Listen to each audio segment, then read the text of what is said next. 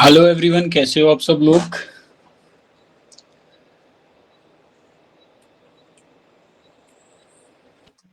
बढ़िया है सर, बढ़िया। अपना बताएं सर। आप बढ़िया, हम भी बढ़िया। सो जैसे विक्रांत जी ने बताया कि सब लोगों को पहले ओसेंट और इन्वेस्टिगेशन से स्टार्ट करना है। पहले आप लोगों को जो है हैकिंग वगैरह साइड से उतना नहीं जाना है। तो हम पहले ओशियंट और क्राइम इन्वेस्टिगेशन वाला पार्ट ही लेकर चलेंगे। तो इसमें भी हम एक ही बार में एडवांस पर नहीं जाने वाले हैं। फिर वही बात हो जाएगी कि बीच में हमारे कुछ कॉन्सेप्ट्स रुक जाएंगे और रह जाएंगे। तो हम क्या करने वाले हैं, स्टार्टिंग के कुछ जो टॉपिक्स होते हैं थोड़े से आपको बोरिंग लगेंगे लेकिन ज़्यादा नहीं लगेंगे। सब उनको रिलेट करोगे। इसमें हम हैकिंग वगैरह के कॉन्सेप्ट्स के साथ ज़्यादा नहीं जाएंगे, इन्वेस्टिगेशन के रिलेटेड ही जाएंगे। सो चलिए स्टार्ट करते हैं। अब बाकी जो सब ज्वाइन हो रहे हैं।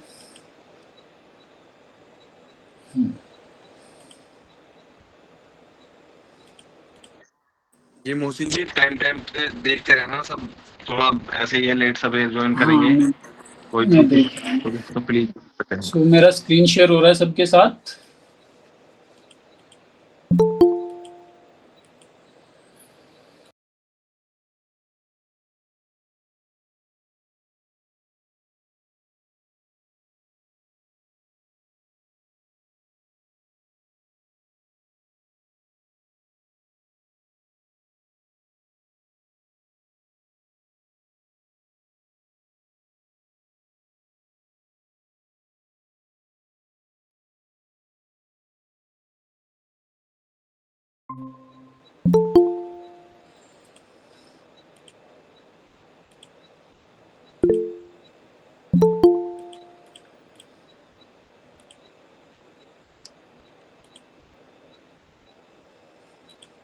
मेरा स्क्रीन शेयर हो रहा है सबके साथ अच्छे से, और मेरा आवाज भी क्लियर है।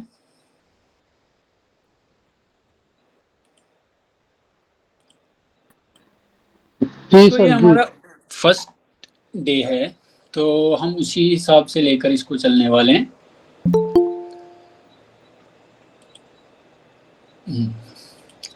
सो सबसे पहले हम ये जानेंगे कि इस जो मेरे अंडर जो टॉपिक्स आते हैं उनमें हम क्या क्या चीज़ें कवर करेंगे आगे चल के। सो इसमें जो ये डिज़ाइन किया हुआ है मैंने कोर्स, जो कि स्पेशली मेरी तरफ से होगा, जो मोहित भाई का है उससे हटके इन्वेस्टिगेशन वाला जो पार्ट होगा। तो इसमें मैंने पूरा का पूरा रियल वर्ल्ड सिनेरियो के साथ आपको कनेक्ट करूंगा, real world cyber crime cases के साथ कनेक्ट करूंगा आपको। और जो रियल वर्ल्ड में कुछ ऐसे फ्रॉड्स होते हैं जिनको हमें पता ही नहीं होता कि वो एक्चुअल में हो कैसे रहे होते हैं। अभी सब एआई की तरफ मुड़े हुए हैं, लेकिन किसी को फोटोशॉप का अभी भी फ्रॉड नहीं पता कि एक्चुअल में फोटोशॉप कैसे कर सकता है। मैं उसका आज आपको एक डेमो दूंगा, और वो एक पूरा का पूरा प्रूफ कैसे बना देता है फोटोशॉप। फोटोशॉप से हमने खाली स्क्रीनशॉट वगैरह एडिट का सुना होगा, इसने ये स्क्रीनशॉट एडिट कर लिया, एडिट बता दिया, उसको हम मानते ही नहीं है। तो उससे बहुत ज़्यादा आगे ये चीज़ निकल चुकी है, उससे अब वीडियोस बनने लगी हैं ये। और आपको अगर मैं नॉर्मल वो वीडियो बता दूंगा किसी के साथ में चैट करके, विक्रांत जी के साथ में मैं चैट करके, किसी और के साथ में यहाँ पे चैट करके बता दूंगा। और स्क्रीन रिकॉर्डिंग पे बहुत ज़्यादा लोग आजकल विश्वास करते हैं।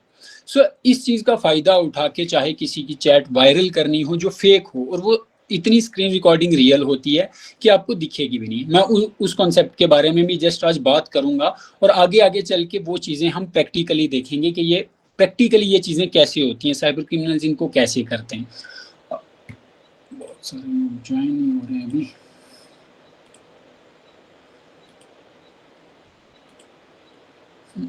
तो हम ये चीज़ें क्या करेंगे, प्रैक्टिकली सारी के सारी देखेंगे। बस स्टार्टिंग में मैं जो कुछ एक दो दिन होंगे तो वो आपको बोरिंग से लग सकते हैं, आपको नॉलेज उसका होगा, जैसे कुछ बेसिक साइबर क्राइम के बारे में।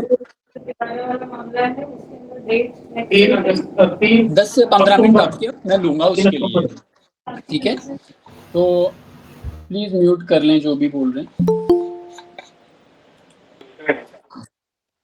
सो यहाँ पे ये चीजें मैंने बता दी कि इसमें हम मॉडर्न जो ओसेंट की टेक्निक्स हैं वो वाली जो वही चीजें हम यहाँ पे कवर करेंगे जो कि एक्चुअल में हमारी साइबर क्राइम में हेल्प करेंगी, जो एक्चुअल के साइबर क्राइम के केसेस में हमारी हेल्प करेंगी। उससे हटके हम कोई भी फालतू की चीज़ नहीं करने वाले।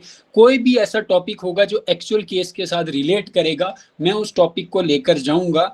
हम यहाँ पे बेसिक वाले जो साइबर क्राइम होते हैं, जो डेली हमारे पास छोटी मोटी रिपोर्ट्स आती हैं जिसमें इंडिविजुअल्स जुड़े होते हैं कोई साइबर क्राइम करने के लिए, तो वो वाला, उससे लेके हम ऑर्गेनाइज्ड क्राइम तक की बात करेंगे। ऑर्गेनाइज्ड क्राइम में हम थोड़ा सा क्या करते हैं, लंबा लेकर जाते हैं उस प्रोसेस को, तो उसमें हमें सॉक पपेट यूज़ करना पड़ता है, अपनी अलग अलग आइडेंटिटीज़ यूज़ करनी पड़ती हैं। तो हम इन दोनों केसेस को रिलेट करेंगे, जो डेली साइबर क्राइम्स होते हैं और जो क्या होते हैं ऑर्गेनाइज्ड क्राइम्स होते हैं। तो चलते हैं, बेसिक से स्टार्ट करेंगे हम पूरा। फर्स्ट डे है, सो आई नो ये सब लोगों को पता होगा, मे भी बीच में किसी को कोई चीज़ ना पता हो या फिर किसी का कोई कॉन्सेप्ट क्लियर हो जाए व्हाट इज साइबर क्राइम ये करके। तो इसमें थोड़ा सा मैंने स्टडी करके वो चीज़ें भी लिखी हुई हैं इसमें। सो ठीक, तो यहाँ पे मैं खासकर साइबर क्राइम इंडिया जो रहेगा उसके रिलेटेड में बात करने वाला हूँ। अब सब लोगों को पता है साइबर, अब क्राइम तो हर जगह पे होता ही है, तो लेकिन साइबर वर्ड जो होता है, जहाँ पे अगर भी इंटरनेट कनेक्ट होता है, किसी भी चीज़ में इंटरनेट का यूज़ किया जाता है, तो और जब उसका यूज़ करके उस चीज़ को एक्सप्लॉइट किया जाता है, उसका मिसयूज़ किया जाता है, क्राइम किया जाता है, तो उसको साइबर क्राइम बोलते हैं, जिसमें कंप्यूटर्स आए, नेटवर्क या फिर इंटरनेट। तो ये बहुत सारे टाइप का हो सकता है। सर पीपीटी नॉट विजिबल, नहीं है विजिबल, प्लीज मेरे को सब बता दे। पीपीटी विजिबल थी?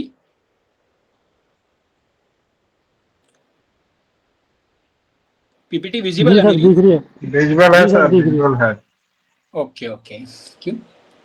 तो ये बहुत सारी चीजें हो सकती हैं, चाहे डिजिटल वल्नरेबिलिटीज की बात की जाए, ठीक है, चाहे फ्रॉड के बारे में बात की जाए, चाहे एक्सटॉर्शन की बात की जाए, बहुत चीज़ें इसमें आती हैं। तो ये सब चीज़ें आपको पता ही हैं, हम इसमें ज़्यादा डीप नहीं जाएंगे। डेली आपके साथ आते रहते हैं ऐसे लोग, इन चीज़ों में आप लगे रहते हो, तो इसमें अब डीप जाएंगे तो वो बताने में हो जाएगा ये करके। तो हम थोड़ा ऊपर ऊपर से सारी चीज़ें कवर करेंगे ताकि हमारा जो कोर्स चलेगा वो एक ऑर्गेनाइज्ड वे में चले, अच्छे से चले, ये ना हो कि हम जंप ले लें।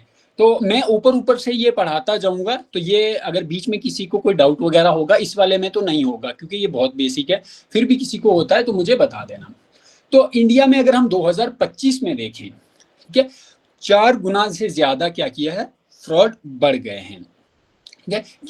केसेस इंक्रीजेस 4 टाइम्स इन जो ईयर था 2024, उसके मुकाबले में 4 गुना बढ़ चुके हैं, काजिंग $20 मिलियन इन लॉस, ठीक है।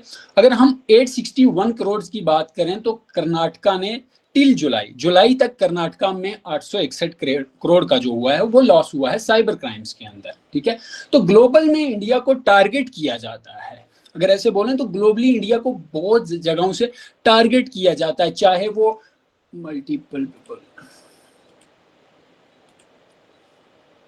सो बहुत सी जगहों को इंडिया को क्यों टारगेट किया जाता है, हमें भी कई बार हम क्या करते हैं, लालच में आ जाते हैं। जैसे बाहर में कुछ कॉल सेंटर्स बैठे होते हैं, या इंडिया में ही क्यों ऐसे फ्रॉड्स होते हैं, डिजिटल अरेस्ट को लेकर चलो, केवाईसी फ्रॉड देखो, एपीके वाले फ्रॉड देखो, लिंक्स देखो, फिशिंग देखो, ये सब के सब अगर आप देखोगे तो इंडिया में ज़्यादा होते हैं, इसकी पॉपुलेशन भी ज़्यादा है और टारगेट इजी किया जा रहा है। अब तो सीनियर सिटीजन को भी ज़्यादा जल्दी टारगेट किया जा रहा है।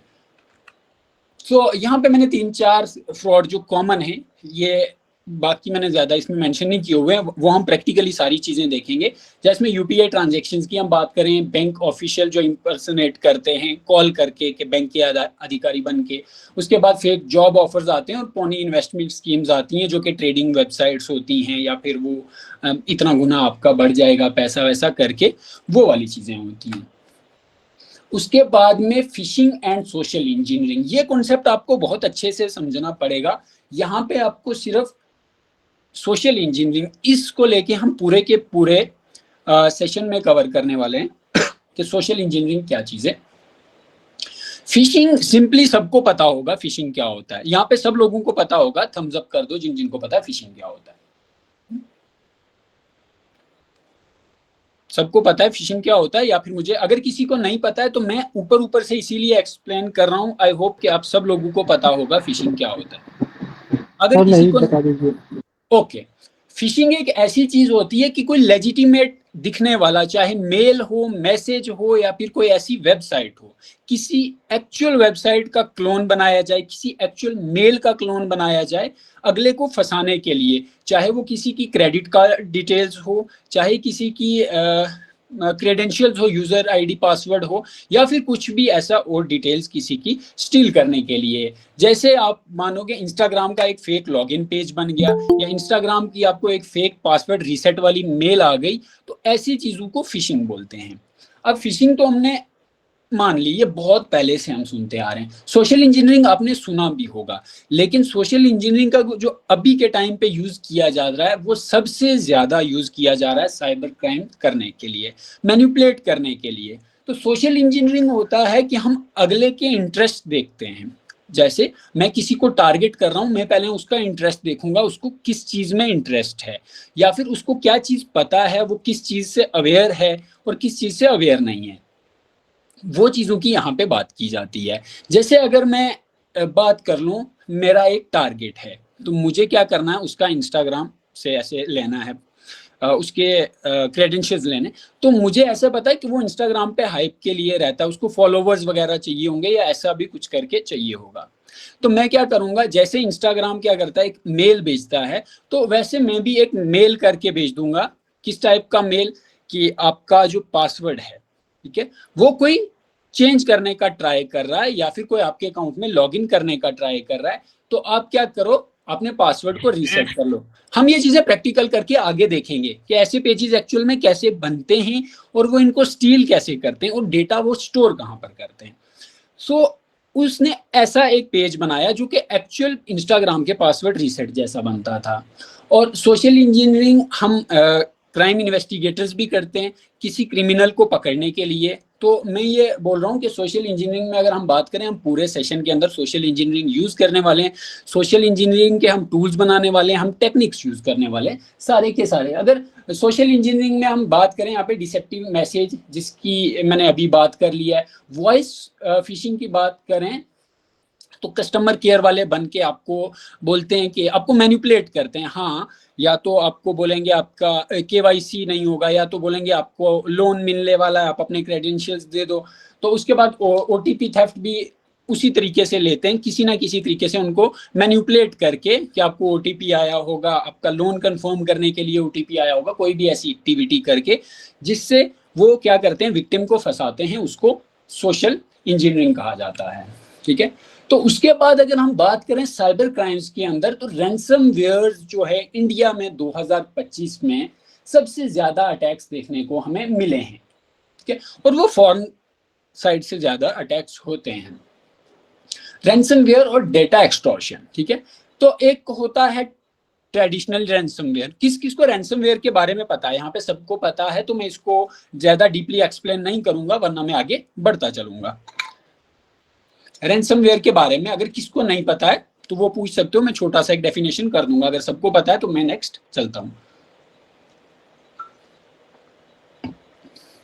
आई होप सबको पता होगा, ठीक है, ठीक है। अब दो टाइप के रैंसमवेयर होते हैं। एक तो जो अपने सबने सुना होगा कि एक रैंसमवेयर आपने उसको इंस्टॉल किया, उसने आपके डेटा को इनक्रिप्ट कर दिया और पेमेंट की डिमांड मांगी।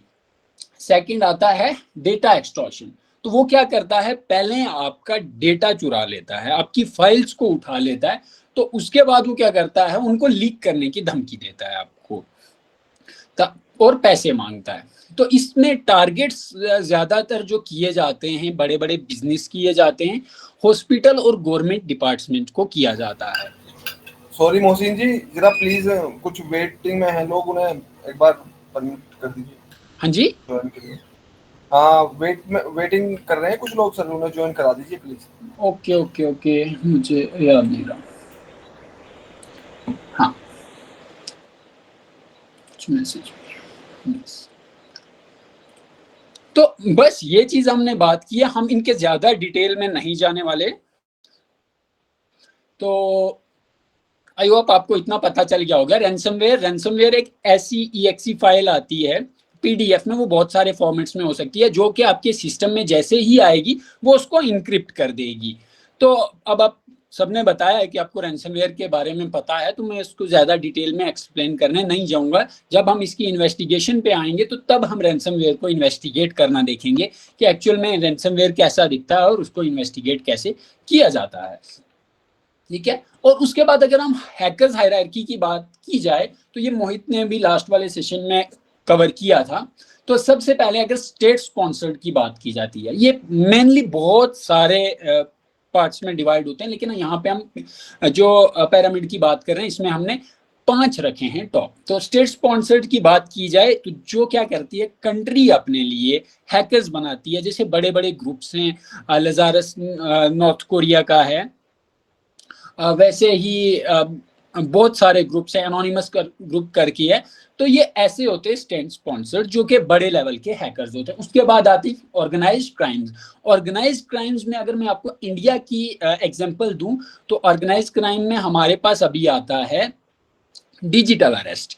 डिजिटल अरेस्ट, अब ऑर्गेनाइज्ड क्राइम वो होता है जिसके लिए बड़ी बड़ी गैंग्स होती हैं। अगर रैंसमवेयर की आप बात की जाए तो रैंसमवेयर क्या करते हैं, एक ग्रुप होता है, एक गैंग होती है, वो करती है जो अटैक पूरा प्लान्ड होता है, किसको अटैक करना है, कितना उससे एक्सटॉर्शन का पैसा मांगना है, तो ऐसा होता है। और फ्रॉड नेटवर्क्स जितने भी होते हैं, बड़े बड़े नेटवर्क्स, उनको ऑर्गेनाइज्ड क्राइम्स बोलते हैं। तो इनको क्रैक करने के लिए हमें एक ही दिन की बात नहीं लगती है। इसमें सबसे ज्यादा हमारा ओसीएट यूज होता है, इसमें हमारी सोशल इंजीनियरिंग यूज होती है। ऑर्गेनाइज्ड क्राइम में हमारे पास सॉक पेपेट का भी यूज किया जाता है, और ये मैं आपको बताऊंगा सॉक पेपेट अकाउंट्स क्रिएट कैसे करने पड़ते हैं, सारी की सारी हम चीजें आगे बात करेंगे।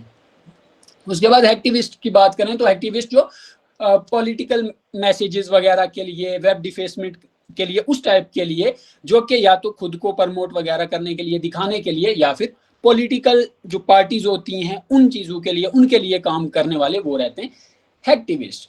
तो अगर इनसाइडर थ्रेट्स की बात करें तो जो एम्प्लॉय की गलती की वजह से कई बार हो जाता है, या फिर जो एम्प्लॉय ही होता है वो अंदर अपनी इंफॉर्मेशन सेल कर रहा हो, बेच रहा हो कुछ पैसों के लिए, किसी कंपनी की बात करें, किसी हॉस्पिटल की बात करें, या फिर किसी गवर्नमेंट डेटा की ही बात करें, तो ये इनसाइडर थ्रेट्स के अंदर चले जाते हैं। उसके बाद स्क्रिप्ट किडीज की अगर बात करें तो आजकल मोस्ट ऑफ दी जो छोटे मोटे अटैक्स होते हैं, फिशिंग होती हैं कई बार, तो इनको बहुत पकड़ना ईजी होता है।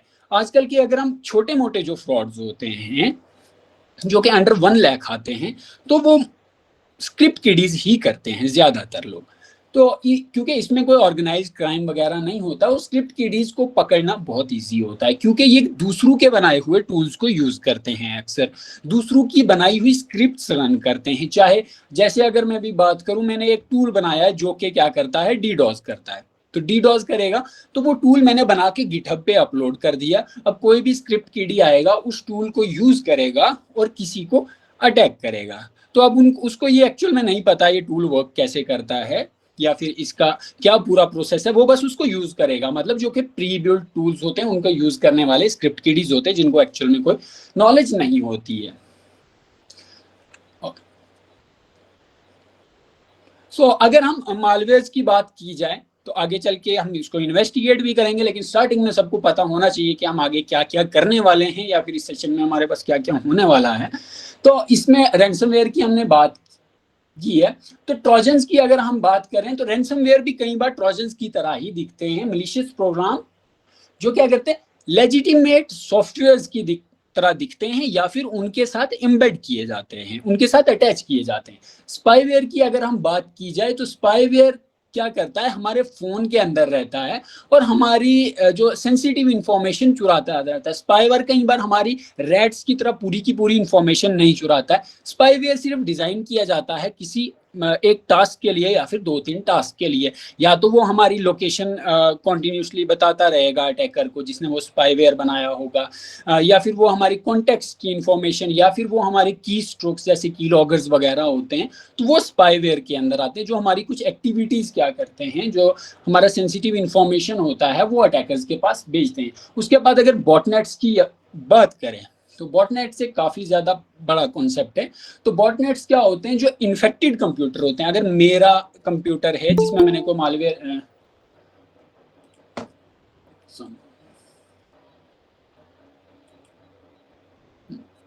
तो मेरा कंप्यूटर है, मैंने कोई मालवेयर इंस्टॉल किया, लेकिन क्या हुआ, इसमें कोई भी एक्टिविटी नहीं हुई, मेरा हैकर कोई डेटा नहीं लेके गया, इसमें कोई स्पाईवेयर नहीं था, रैंसमवेयर नहीं था। तो बॉटनेट्स क्या करते हैं, उन सिस्टम्स को कंप्रोमाइज कर लेते हैं। ये 1000, अब जब आपके पास अगर 1000, मैं एक हैकर हूँ और मेरे पास 1000 सिस्टम है जिनको मैंने कंप्रोमाइज किया हुआ है, जिनको मैंने हैक किया हुआ है, तो वो क्या करते हैं, उन सिस्टम्स का यूज करके जब अटैक करते हैं, खासकर जब डीडॉस अटैक करते हैं। कई बार जो डीडॉस अटैक होता है, बोलते हैं कि अब डॉस अटैक होता है जो जाता है सिंगल डिवाइस से। सबको डीडॉस वगैरह के बारे में पता है ना, डिनायल ऑफ सर्विस। अगर किसी नहीं को सर, एक बार बता दे सर, एक बार बता दें। ओके, अब डीडॉस के बारे में अगर हम बात करें तो ये कैसा कॉन्सेप्ट है, मेरे पास एक सर्वर है, ठीक है, मान लीजिए मेरे पास एक सर्वर है, मैं आपको यहां पर बता देता हूं, ठीक है, एग्जांपल के लिए ये मेरे पास एक बस सर्वर है। तो इसमें क्या है, लिमिट मैंने रखी हुई है कि हर सर्वर की एक लिमिट होती है। हम जब बाय करते हैं तो वो कुछ ही ट्रैफिक को झेल सकते हैं, और मैं आपके तरीके से समझा रहा हूं। तो इसकी क्या लिमिट है कि ये 1 घंटे के अंदर 10,000 लोगों को हैंडल कर सकता है, या 10,000 रिक्वेस्ट को हैंडल कर सकता है, ठीक है। बस ये चीज है जो कि नॉर्मल यूजर्स आएंगे, वो यहाँ पे विजिट करेंगे और वापस चले जाएंगे, और उनको ये क्या करेगा, रिस्पॉन्स देता रहेगा, ठीक है। इससे वो क्वेश्चन पूछेंगे या कुछ भी करेंगे, लॉग इन करेंगे, तो वो उनको क्या करेगा, लॉग इन करने देगा। लेकिन अब क्या करता है, एक हैकर आता है, ठीक है, जो क्या करता है, इस पर डीडॉस करेगा। उसके पास लाखों जो कंप्यूटर्स हैं, हजारों मान लो आप, ठीक है, जो उसने क्या किए हुए, कंप्रोमाइज किए हुए। तो अब जिस सर्वर की ये लिमिट थी कि वो 10,000, ठीक है, सिर्फ 10,000 रिक्वेस्ट को ही हैंडल कर सकता है, अब उस पूरे के पूरे सर्वर पे एक बार 1,00,000 रिक्वेस्ट आना शुरू हो जाएगी, ठीक है। जैसे ही उस सर्वर पे 1,00,000 रिक्वेस्ट आना शुरू हो जाएगी, अगर हम यही बात करें तो उसमें ओवरफ्लो हो जाएगा। मतलब वो जो यूजर्स होते हैं, जो उसके लेजिटिमेट यूजर्स होते हैं, अगर हम लॉगिन वाले की बात करें, कई बार रिजल्ट्स के टाइम पे आपने सोचा होगा कि वेबसाइट डाउन हो गई है, बहुत सारे रिजल्ट्स आते हैं, तो तब क्या होता है, उस वेबसाइट की उतनी कैपेसिटी नहीं होती है, लेकिन जब रिजल्ट आता है तो एक साथ बहुत सारे यूजर्स क्या करते हैं, रिजल्ट देखने चले जाते हैं। वो कोई डीडॉस नहीं होता है, लेकिन वो रहता है कि जितनी उसकी कैपेसिटी होती है उससे ज्यादा यूजर्स उस पर चले जाना, तो ये टेम्परेरली उस सर्वर को डाउन कर देती है या क्रैश कर देती है। तो इससे यूजर एक्सपीरियंस बहुत खराब हो जाता है, जो रिस्पॉन्स यूजर को नहीं मिल रहा होता, यूजर्स लॉगिन नहीं कर पाते हैं। तो ऐसी एक्टिविटीज अगर रिजल्ट वाली वेबसाइट पे होगी तो हम रिजल्ट्स को नहीं देख पाएंगे। तो बस ये चीज है डीडॉस के बारे में हमने जो बात की है, डीडॉस के बारे में बस इसका इतना ही कॉन्सेप्ट था, और ये काफी ज्यादा होता है। कई बार ऐसी चीजें होती हैं, ये हमने एक बार देखा था टेंडर्स के बारे में, जब टेंडर लॉन्च होते हैं तो कई बार वो क्या करते हैं, एक आईपी को वाइट लिस्ट रखते हैं। तो जब टेंडर फिल किया जाता है 1 घंटे के लिए या आधे घंटे के लिए, बड़े बड़े आते हैं, तो तब ये किया जाता है, कुछ आईपीज को वाइट लिस्ट किया जाता है जिन्होंने वो टेंडर फिल करना होता है, और बाकी पूरी की पूरी वेबसाइट पे डीडॉस कर दिया जाता है। तो ऐसी एक्टिविटीज होती हैं जो हम आगे चल के भी बात करते रहेंगे, डीडॉस के बारे में डिटेल में करेंगे, और कुछ केस स्टडीज आपके साथ में शेयर करेंगे, पूरे का पूरा एक्चुअल में सर्वर कैसा होता है, उसकी कैपेसिटी कैसे होती है, वो सब हम चीजें रियल में देखेंगे, ठीक है। तो ये चीजें अब अफेक्ट कौन कौन सी करती हैं, अगर साइबर क्राइम की बात करें, वो अटैक्स जो होते हैं सबसे पहले तो इंडिविजुअल्स करते हैं, ठीक है। ऐसी चीजें, ये जो मैं आपको पीपीटी बना रहा हूँ, ये पीपीटी अगर आप कभी, जो भी आप ऑफिसर्स हो, काफी ऑफिसर्स इनमें से ऐसे होंगे जो कि खुद से अवेयरनेस सेशन वगैरह देने जाते हैं, चाहे वो स्कूल्स हों, कॉलेजेस हों, या फिर अपना ही डिपार्टमेंट में हो। तो ऐसी जो मैंने ये बना के रखा हुआ है, ये पीपीटी अगर आपको चाहिए भी होगी तो मुझे बता देना, तो मैं आपके साथ भी शेयर करूंगा, तो काफी ज्यादा अच्छे से आप उन्हें एक्सप्लेन कर पाओगे। तो अब हर्ट कौन होता है, इफेक्ट कौन होता है, सबसे पहले इंडिविजुअल्स की बात करें। साइबर क्राइम इंडिविजुअल्स को कैसे इफेक्ट करता है, सिंगल पर्सन जो होते हैं, एक इंडिविजुअल, तो उसमें सबसे पहले फाइनेंशियल लॉस के बारे में अगर हम बात करें, पैसा अपना वो गवा देता है, आइडेंटिटी थेफ्ट हो जाती है उसके, जैसे आपने बहुत सारे आइडेंटिटी थेफ्ट के ऑनलाइन केसेस देखे होंगे, कोई दूसरा बन के किसी के साथ फ्रॉड कर लेता है, या फिर उसके नाम के अलग अकाउंट्स बन जाते हैं, ऐसी बहुत सारी चीज़ें। इमोशनल ट्रॉमा कई बार अगर आप देखोगे, या फिर किसी लड़की के बारे में अगर बात करोगे, उसकी वैसी कोई पिक्स लीक हो जाती हैं, या फिर उसको कोई हरेस कर रहा होता है, ब्लैकमेल कर रहा होता है। रेपुटेशनल डैमेज इमोशनल ट्रॉमा के साथ में रेपुटेशनल डैमेज भी है, किसी की ऐसी पिक्स लीक हुई, वीडियो लीक हुई किसी की, तो रेपुटेशनल डैमेज वो है ही। ऑर्गेनाइजेशन के बारे में क्या होता है, डेटा ब्रीचेस होते हैं, ठीक है, उसका जो कॉस्ट होता है, कस्टमर ट्रस्ट उनसे टूट जाता है एक साइबर क्राइम की वजह से, उन पे कोई अटैक होता है अगर, ठीक है, कई बार उन्हें पेनल्टीज भरनी पड़ती हैं, क्योंकि उनकी टर्म्स एंड कंडीशंस ही होती हैं ऐसी कि उन पे कोई अगर अटैक होता है या उनकी वजह से कुछ लॉस होता है किसी यूजर का उनके, तो उनको क्या करना पड़ेगा, पेनल्टी देनी पड़ेगी, ठीक है। और ऑपरेशनल डिस्टर्बन तो होता ही है कि जो ऐसे वो ऑपरेट अच्छे से हो रहा होता है तो वो नॉर्मली वैसे ऑपरेट नहीं करते, चाहे उनकी वेबसाइट्स हो, चाहे उनके सर्वर्स वगैरह हो, डीडॉस हो जाएं तो वो नॉर्मल ऑपरेशनल नहीं रहेंगे। उसके बाद सोसाइटी की बात करें तो इरोजन ऑफ डिजिटल ट्रस्ट, तो कई बार सोसाइटी पे कैसे इफेक्ट पड़ता है। अगर ऑर्गेनाइजेशन को हम लिंक कर दे सोसाइटी के साथ में, तो अगर किसी हॉस्पिटल की बात करें आसपास का, उसमें डेटा ब्रीच होता है या कोई भी ऐसी चीज़ होती है, तो वो क्या करेंगे कि बोलेंगे यार हमें ऐसा नहीं करना। कई बार हम ऐसे सोचते हैं कि ऑनलाइन रिसेंटली मोबीक्विक के साथ में जैसे 40 करोड़ का एक छोटे से बग की वजह से 40 करोड़ का उनका लॉस हुआ है। तो ये चीज़ें क्या करती हैं, लोगों में एक डर सा पैदा कर देती हैं ऑनलाइन यूज़ करने से, ठीक है। और उसके बाद ऑनलाइन सर्विसेज को लोग फिर ज़्यादा यूज़ नहीं करते हैं, ठीक है। और बर्डन ऑन लॉ इन्फोर्समेंट ये तो पड़ता ही है कि ऐसी चीज़ जब हो जाती है और उन्हें वो मैनेज करना पड़ता है, सब देखना पड़ता है। आपके पास भी आते ही होंगे, किसी के साथ कोई भी ऐसी एक्टिविटी होती है, कहीं डीडॉस होता है, रैंसमवेयर होता है या कुछ भी होता है, तो ऐसे। उसके बाद अगर गवर्नमेंट की बात करें तो नेशनल सिक्योरिटी थ्रेट्स बहुत ज़्यादा रहते हैं। कई बार हमारे जो इंटेलिजेंस के सेंसिटिव इंफॉर्मेशन होती हैं वो कहीं अटैक की वजह से, डेटा ब्रीच की वजह से लीक हो जाती है। क्रिटिकल जो हमारे इंफ्रास्ट्रक्चर्स होते हैं, हमारी गवर्नमेंट वेबसाइट्स हैं, हमारे डेटाबेसेस हैं, तो उन पे कई बार बात आ जाती है। अटैकर्स क्या करते हैं, उन पे अटैक करके डेटा लीक कर देते हैं। तो क्रॉस बॉर्डर की बात तो ये रहता ही है साइबर स्पेस की। अगर बात करें, ये कंट्री उस पर अटैक करेगी, वो इसका डेटा स्टील करेगी, तो ये रहता ही है। तो ये एक basic Mohsin ji please join करा देना। तो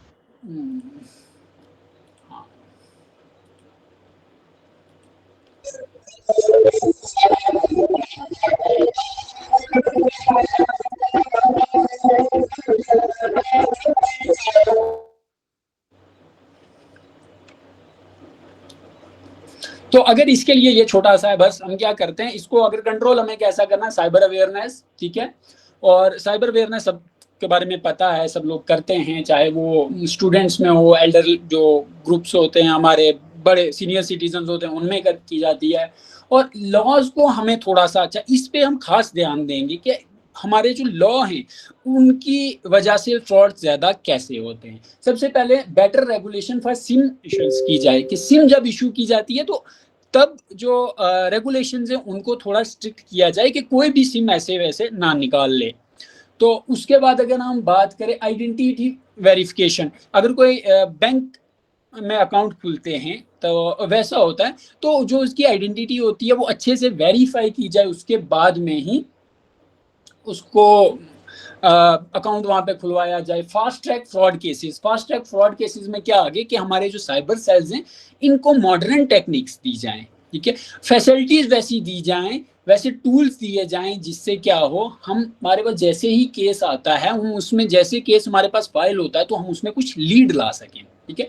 तो साइबर हाइजीन के बारे में हमें पता ही, हमारे रेगुलरली पासवर्ड्स वगैरह अपडेट करके हमें रखने पड़ते हैं, हमारे सिस्टम अपडेट करके रखने पड़ते हैं, 2FA वगैरह लगाना पड़ता है उस पर।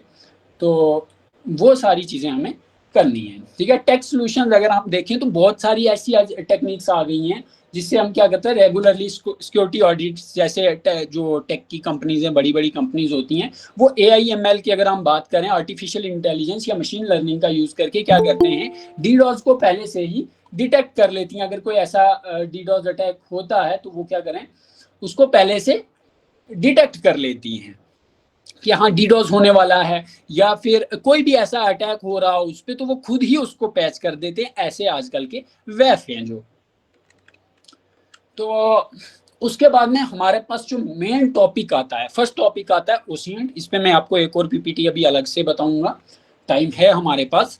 तो पहले यहाँ पे मैं बेसिक से ओशिएंट को आपको बताऊंगा कैसे, तो फिर मैं एक पीपीटी अलग पे आपको लेके जाऊंगा, थोड़ा सा डीप में ओशिएंट हम करेंगे। ओशिएंट को हम पूरे के पूरे सेशन के अंदर करने वाले हैं, ओशिएंट हमारे साथ साथ चलता रहेगा।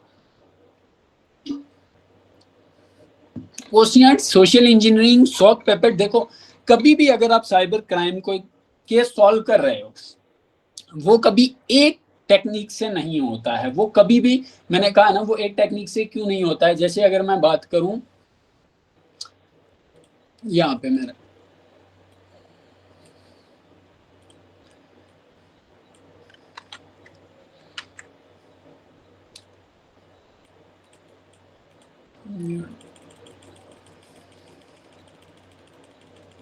एक टेक्निक से क्यों नहीं होता है उसकी हम बात करने वाले हैं। अगर हम ओशिएंट की बात करें तो सबसे पहले ओशिएंट में हमारे पास जो डिटेल्स आएंगी, मैं अभी आपको एक एक करके बताऊंगा, वो हमारे काम आने वाली है। दूसरा, हम सॉक पेपेट यूज करने वाले। अगर हम ओशिएंट कर रहे हैं तो हमें सॉक पेपेट की जरूरत पड़ेगी।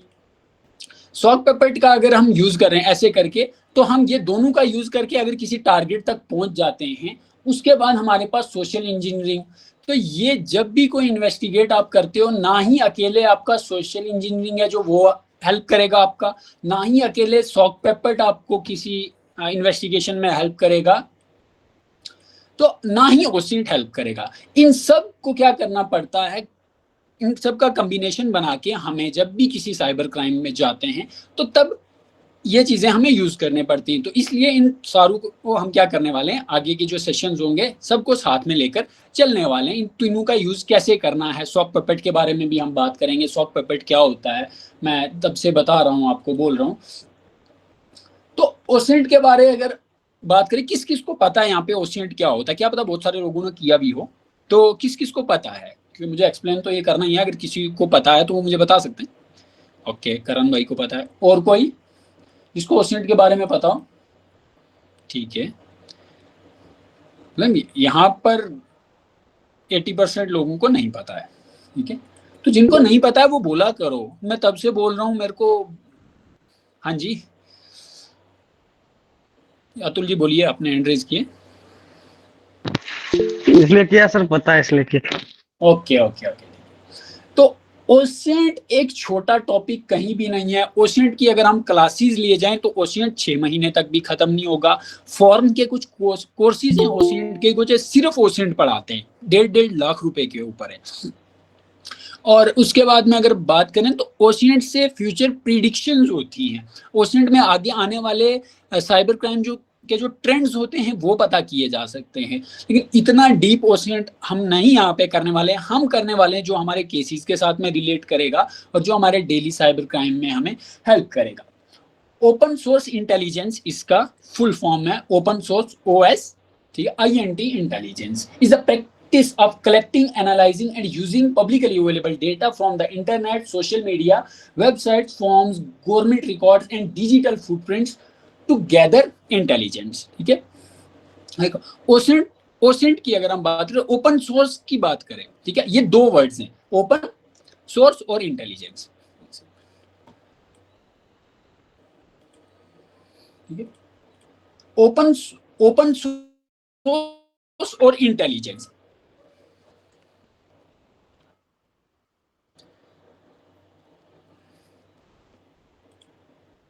यहाँ पे अगर हम बात करें ओपन सोर्स और इंटेलिजेंस, दो टर्म्स आती हैं।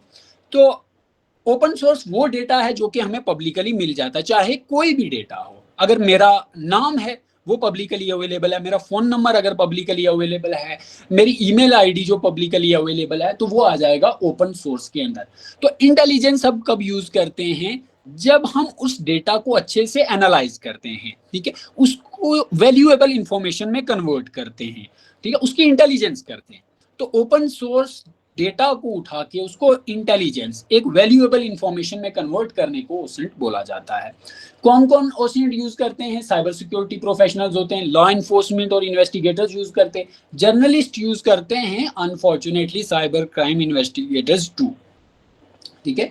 तो ये कहाँ कहाँ पे अवेलेबल हो सकता है? सोशल मीडिया से हमें डिटेल्स मिल सकती है, वेबसाइट, फॉर्म्स जैसे चैट रूम्स होते हैं, गवर्नमेंट रिकॉर्ड्स जो कि पब्लिकली बहुत सारे गवर्नमेंट रिकॉर्ड्स अवेलेबल होते हैं, जैसे कि हमारे इलेक्शन कमीशन के कुछ हैं, हमारे जीएसटी के बारे में रिकॉर्ड्स अवेलेबल रहते हैं, हम किसी के बारे में पता कर सकते हैं। तो ये सारे रिकॉर्ड जो भी पब्लिकली अवेलेबल होते हैं उनको हम ओसेंट के अंदर कवर करते हैं, ठीक है। तो इसके लिए मैं आपको यहाँ नहीं बल्कि ओसेंट की एक और इस पे लेकर चलता हूँ, इस पे आप ओसेंट अच्छे से समझोगे।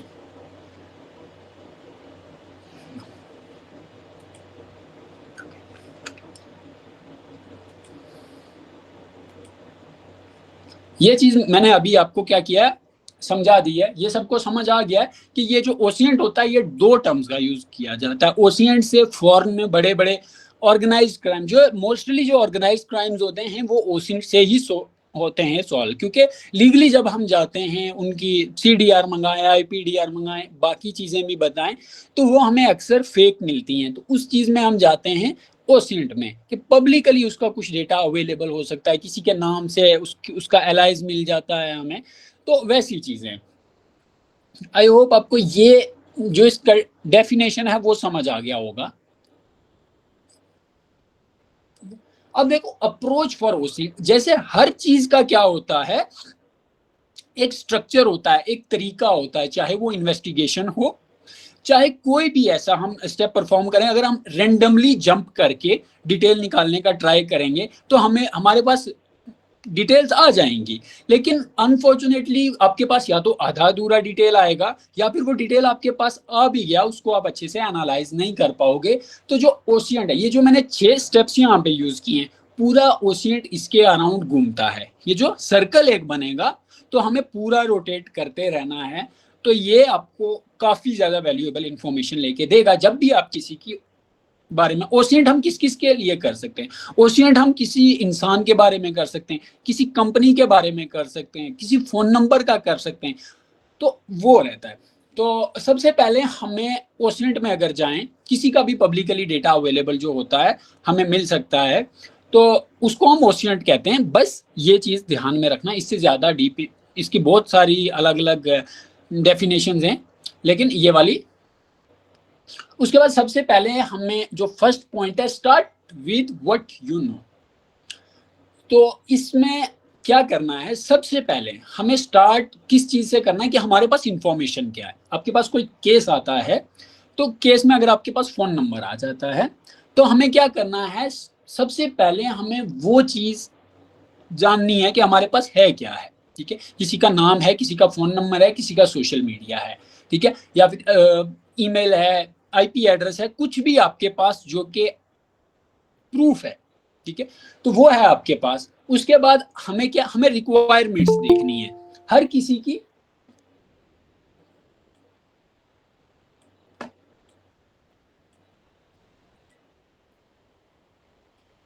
हर किसी की अलग अलग रिक्वायरमेंट्स होती हैं। साइबर क्रिमिनल्स की अलग रिक्वायरमेंट होती हैं, वो किसी टारगेट करेंगे ओशिएंट में किसी को करने का, तो वो ये देखेंगे कि इसकी कुछ ऐसी डिटेल मुझे मिल जाए जिससे मैं इसको ब्लैकमेल कर पाऊँ या फिर इससे कुछ एक्सटॉर्शन के पैसे ले पाऊँ, कुछ भी ऐसी चीज़, ठीक है।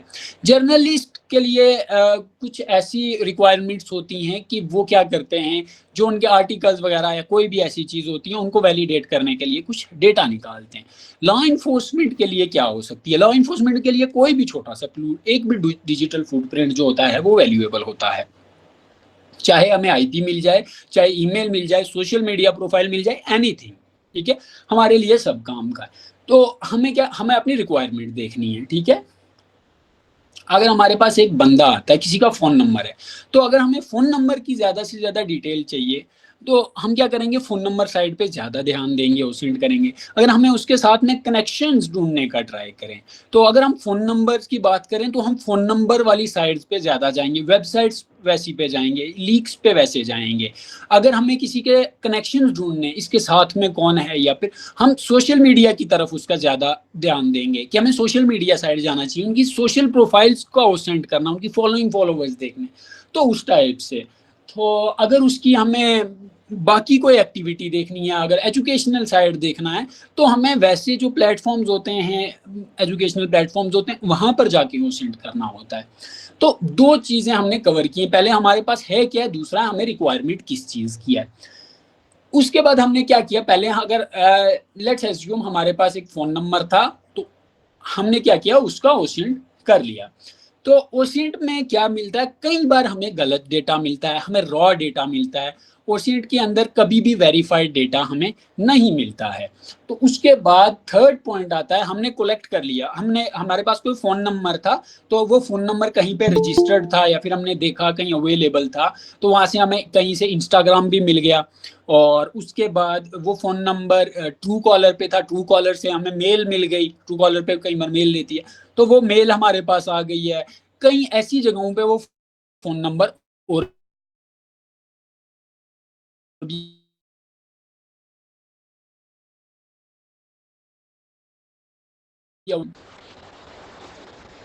तो यहाँ मेरा आवाज़ आ रहा है ना, बीच में मेरा कनेक्शन डाउन हो गया था, मेरा आवाज़ ओके। तो हमारे पास जो डेटा मिलता है, ऐसा डेटा जो हमें मिलता है, तो वो रेदर रॉ डेटा में मिल रहा है, कहीं कंफर्म नहीं होता है, कहीं गलत भी हो सकता है। तो उसके बाद हमें उस डेटा को एनालाइज करना है। एनालाइज कैसे करना, एक स्ट्रक्चर्ड फॉर्म में उसको हमें रखना है। जो हमें फ़ोन नंबर्स, अगर हमें 2-3 फ़ोन नंबर्स मिले, तो हमें 2-3 फ़ोन नंबर्स की एक लिस्ट बना के हमें फ़ोन नंबर्स वहाँ पे लिखने हैं। उसके बाद अगर हमारे पास ईमेल एड्रेस मिलते हैं, ईमेल हमें वो लिखनी है। कई बार हमें ईमेल कुछ डॉटेड वगैरह में मिलती है, कई बार हमें पासवर्ड रीसेट करते टाइम पे कुछ ईमेल या फ़ोन नंबर के लास्ट डिजिट्स मिल जाते हैं। तो हमें क्या करते हैं, वो सारा का सारा डेटा एनालाइज करके एक अच्छे से पैटर्न में रखना पड़ता है, ताकि जो हमने डेटा लाया है, कलेक्ट करके लाया है, तो उसको एक ऑर्गेनाइज्ड वे में रखें। उसके बाद में फोर्थ चीज आती है, जो उसमें करते हैं डेटा को फिल्टर। हम डेटा को फिल्टर कैसे किया जाता है, वेरीफाई करके, ठीक है। Focus on only useful and actionable information. जो हमारे काम की इंफॉर्मेशन है, हमें वो अलग से अब स्टोर करनी है। ओसेंट से डेटा हम ले आए हैं, ठीक है। ये सारी चीजें हम प्रैक्टिकल करेंगे, लेकिन ये चीजें प्रैक्टिकल में साथ साथ बताना आप लोगों को, ये जो पूरा अप्रोच होता है, ये भूल जाते हो। हम डायरेक्ट कई बार फर्स्ट स्टेप कर लेते हैं, और फर्स्ट के साथ में ही हम क्या करते हैं, फोर्थ वाला कर लेते हैं या फिर फिफ्थ वाला कर लेते हैं, और ये बीच के 2 हमारे पार्ट्स हैं जो वो हम भूल जाते हैं, और ये हमारे साथ सबसे ज्यादा गलत हो जाता है। तो हम क्या करते हैं, और जो भी डिस्ट्रैक्शन होती है, गलत होता है, मिलता है, हम स्टार्टिंग में सब कलेक्ट करके ले आते हैं, और उसके बाद उसको फिल्टर करते हैं। जैसे ही फिल्टर करते हैं, तो हमें क्या क्या क्या मिला, अगर हम फिल्टर करें, एक मेल, एक फ़ोन नंबर से हमें बहुत सारी चीज़ें मिली थी, सोशल मीडिया प्रोफाइल वगैरह सब मिली, तो हमें वहाँ से कुछ नहीं मिला, तो हमने उसको साइड कर दिया। हमें एक ईमेल एड्रेस, एक और अल्टरनेट नंबर मिल गया। अब हमारे पास सिर्फ क्या मिला है, एक ईमेल एड्रेस और एक अल्टरनेट नंबर। हमारे पास ये 2 चीजें आई हैं, ठीक है। अब फिफ्थ स्टेप, ठीक है, फिफ्थ स्टेप होता है गैदर मोर डेटा, ठीक है। अब पहले हमारे पास सिर्फ एक फोन नंबर था, अब हमारे पास 2 फोन नंबर और एक मेल आ चुकी है, जो कि हमने मेल से ओसेंट निकाला है। अब हम फिफ्थ स्टेप से क्या करेंगे, अगेन फर्स्ट वाले पे जंप करेंगे। अब हम उन तीनों को इकट्ठा करके अलग अलग प्लेटफॉर्म्स पे ढूंढेंगे। मेल का अलग से ओसेंट करेंगे हम, जो अल्टरनेट नंबर है उससे अलग ओसेंट करेंगे। मेन भी हमें क्या मिले उससे कुछ अलग, जैसे एक नंबर से पहले हमें मेल और फोन नंबर मिल गया है, ठीक है, तो वैसे ही हमें क्या मिल सकता है, अगेन उनसे कोई नई इंफॉर्मेशन मिलती है। तो ये साइकिल क्या करना है, आपको कंटिन्यू करते रहना है, जब तक आपका डेड एंड ना आ जाए, जब तक कि आपको कोई इंफॉर्मेशन फर्दर ना मिले। उसके बाद हमें आना है सिक्स्थ वाले स्टेप पे। यहाँ पे आपको करना है वैलिडेट एंड रिपोर्ट। वैलिडेट कैसे करना है, उनकी एक्यूरेसी चेक करनी है, मल्टीपल सोर्सेज पे उनको वेरीफाई करना है, ठीक है। उसके बाद आपको क्रिएट वेल स्ट्रक्चर्ड रिपोर्ट, जिसके जो ऐसी रिपोर्ट आपको क्रिएट करनी है, किसी को प्रेजेंट कर पाऊँ। मेरे पास अगर अभी कोई केस स्टडी है, मैं सारे का सारा जो भी ओसेंट किया आपको एक करके, ये नंबर दिया, ये मेरे को मेल मिला है, ये मेरे को आईपी एड्रेस मिला है, ये सारी चीजें मैं यहाँ पे लिख दूंगा, आपको नहीं समझ आएगा। ये सारी चीजें मैं आपको बोलूंगा, बोलेंगे ये क्या भेज दिया, कुछ नहीं। लेकिन जब उसको एक स्ट्रक्चर, एक रिपोर्ट बनाई होगी, काफी प्रोफेशनल तरीके से बनाई होगी, तो वो किसी और को भी हम केस हैंड ओवर करेंगे तो उसे पता लगेगा उसने कहाँ कहाँ से लाई है ये इन्फॉर्मेशन, उसने अगेन कहाँ पे क्रॉस चेक किया है, ठीक है। तो उसके बाद उसकी फाइनल एनालिसिस की जाती है। आई होप आपको अप्रोच ओसिंट का समझ आया होगा। ओसिंट बोलते सब हैं, ये सब करते हैं, लेकिन इसको करने का एक जो तरीका होता है वो ये छोटा सा एक पैटर्न है, इसी के अराउंड आपको रिवॉल्व करना है। सबको ये चीज समझ आ गई ओसिंट के बारे में कि एक्चुअल में ओसिंट कैसे किया जाता है, अगर किसी के बारे में इंफॉर्मेशन निकालनी हो तो। प्रैक्टिकल भी मैं आपको करके बताऊंगा, डोंट वरी। लेकिन अभी हम बता रहे हैं कि हम करने वाले क्या क्या हैं, ताकि आपका भी इंटरेस्ट बना रहे और आपको भी पता लगे इतनी चीजें हम आगे चल के कवर करने वाले हैं। सबको समझ आ गया? प्लीज अगर किसी को नहीं आता है तो यहाँ पे देखो, बाकी लोग भी नहीं बोल रहे हैं, आप भी यहाँ पे बोल सकते हो, कोई नहीं है, ठीक है। मैंने सारे यहाँ पे किए हैं, तो आप इसमें से क्वेश्चन कर सकते हो, ठीक है। उसके बाद ओसिंट हमें किस किस चीज में हेल्प कर सकता है? डिजिटल फुटप्रिंट्स, डिजिटल इन्वेस्टिगेशंस और इंफॉर्मेशन गैदरिंग। किन किन को पता है डिजिटल फुटप्रिंट्स क्या होते हैं? मुझे सब डिजिटल फुटप्रिंट की अगर हो सके तो एक एक एग्जांपल, ठीक है, चैट में दे दें डिजिटल फुटप्रिंट के बारे में। अगर नहीं पता है फाइन, मैं खुद से एक्सप्लेन करूंगा, लेकिन मैं देखना चाहता हूं अगर किसी को पता है तो। डिजिटल फुटप्रिंट्स क्या होते हैं? एज्यूम आप मेरे पे इन्वेस्टिगेट कर रहे हो, तो आपको डिजिटल फुटप्रिंट्स क्या क्या मिल सकते हैं मेरे रिलेटेड?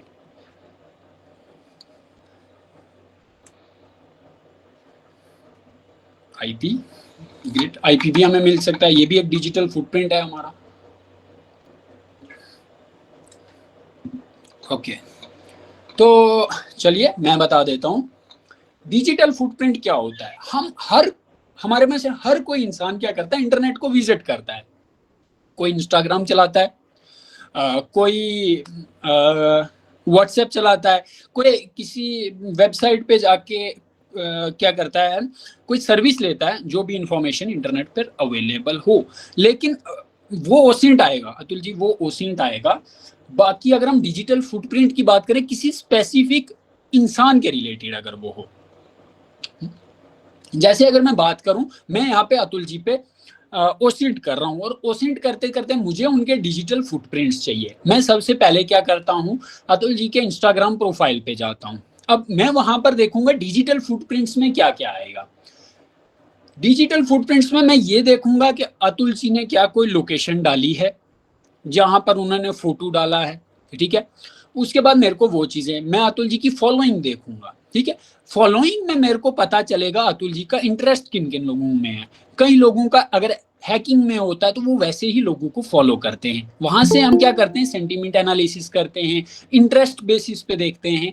अगर हैकर्स वगैरह को फॉलो किया हुआ है तो मतलब साइबर सिक्योरिटी में है। अगर न्यूज वालों को ज्यादा किया हुआ है, मतलब न्यूज साइड में उनको ज्यादा है। अगर ज्यादातर पॉलिटिक्स वगैरह में उन्होंने किया हुआ है, चैनल्स को किया हुआ है, तो मतलब मैं सोचूंगा इनका पॉलिटिकल इंटरेस्ट ज्यादा है।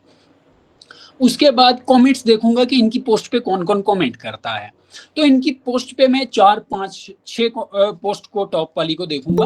तो मैं वहां पे देखूंगा कि जो सब पोस्ट पे किसने कमेंट किया हुआ है। तो मतलब वहां पे मुझे एक कॉमन बंदा भी मिल जाएगा जो कि अतुल जी की पोस्ट पे कंटिन्यूअसली कमेंट कर रहा है। तो मुझे क्या मिलेगा, वो भी कमेंट एक डिजिटल फुटप्रिंट है, और वो जो बंदा है वो भी मेरे को ऐसा लगेगा कि ये इसके क्लोज हो सकता है सबसे। उसके बाद अगर वो कहीं, उसके बाद मैंने ये किया कि मेरे को अतुल जी की मेल मिल गई कहीं से भी मिल गई। तो मैं क्या करता हूँ, मेल को जब एनालिसिस करता हूँ तो मेरे को पता चलता है कि अतुल जी ने आज से 1 महीने पहले रिव्यू दिया है। रिव्यू कहाँ पर दिया है? गुजरात में किसी होटल में, इतने टाइम पर। तो अब मुझे वो रिव्यू भी एक क्या है, डिजिटल फुटप्रिंट है। डिजिटल फुटप्रिंट से हमें अगर कोई भी इंफॉर्मेशन मिलती है, जैसे उस रिव्यू से हमें क्या पता चलेगा, आज से 2 महीने पहले अतुल जी वहां पर गए थे और उन्होंने उस होटल में रुके थे। डिजिटल फुटप्रिंट से हम बहुत ज्यादा इंफॉर्मेशन निकाल सकते हैं। तो अगर कोई सिर्फ उतनी ही किसी के पास इंफॉर्मेशन हो तो हम उस होटल को कांटेक्ट करके उस स्पेसिफिक डेट की सीसीटीवी मंगा सकते हैं। कई बार हमें आईपी एड्रेस मिल जाता है। तो अब अगर हम बात करें what to look for in OSINT में हम क्या क्या देख सकते हैं?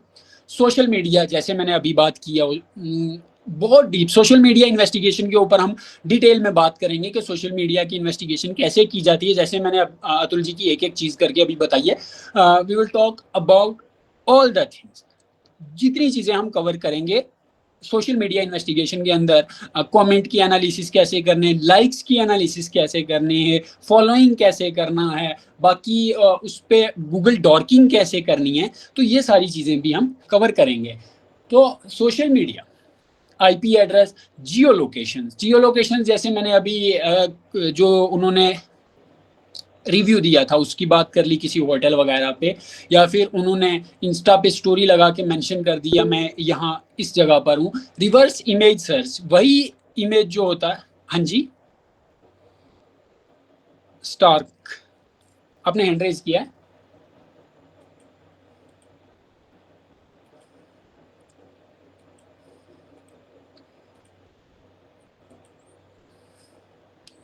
तो वो कर सकते हैं। उसके बाद ईमेल अकाउंट्स हम देखते हैं, वो चीज़ें, फ़ोन नंबर्स देखते हैं, और लीक्ड डॉक्यूमेंट्स देखते हैं। जैसे बहुत सारे डेटा लीक्स होते हैं तो उनमें डॉक्यूमेंट लीक हो जाते हैं। और वल्नरेबल वेब सर्वर्स देखते हैं जो कि फ़िलहाल हमारे काम के नहीं हैं। ठीक है, डिजिटल फुटप्रिंट के बारे में यहाँ पे मैंने एक्सप्लेन कर दिया है। तो जिसमें ईमेल हेडर्स के बारे में हमें बात करेंगे। ईमेल से हमें आईपी के बारे में पता चलता है कि ये एक्चुअल में ईमेल कहाँ से आई है, ये कौन से सर्वर से आई है, कहाँ से राउट होकर आई है। उसके बाद में वेबसाइट का डेटा हमें मिलता है।